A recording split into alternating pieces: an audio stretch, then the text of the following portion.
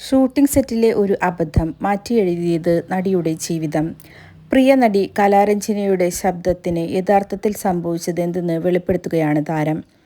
മലയാളികൾക്ക് ഏറെ പ്രിയപ്പെട്ട താര സഹോദരിമാരാണ് കൽപ്പന, ഉർവശി, കലാരഞ്ജിനി എന്നിവർ.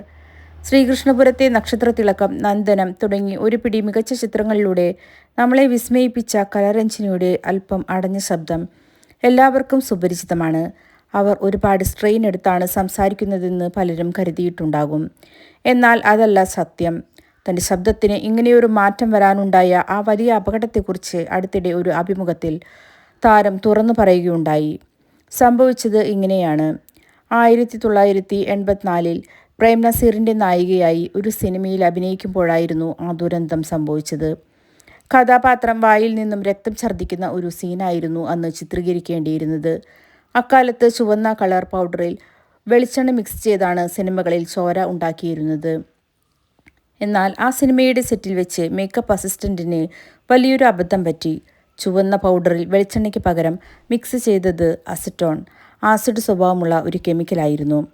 ഇതൊന്നും അറിയാതെ ഷോട്ട് റെഡിയായപ്പോൾ നസീർ സാർ ആ മിശ്രിതം കലാരഞ്ജിനിയുടെ വായിലേക്ക് ഒഴിച്ചു കൊടുത്തു. വായിലേക്ക് ആ മിശ്രിതം വീണതും വല്ലാത്തൊരു പുകച്ചിലായിരുന്നു എന്ന് അവർ ഓർക്കുന്നു.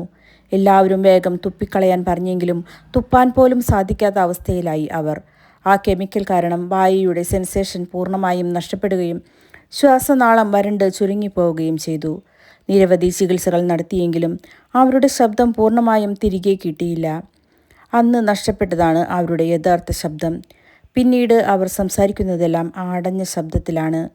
എങ്കിലും ആ മേക്കപ്പ് മാൻ ഒരിക്കലും അത് മനഃപൂർവ്വം ചെയ്തതാണെന്ന് താൻ വിശ്വസിക്കുന്നില്ല എന്ന് യാതൊരു പരിഭവമില്ലാതെയാണ് കലാരഞ്ജിനി ഈ അനുഭവത്തെക്കുറിച്ച് പറയുന്നത്.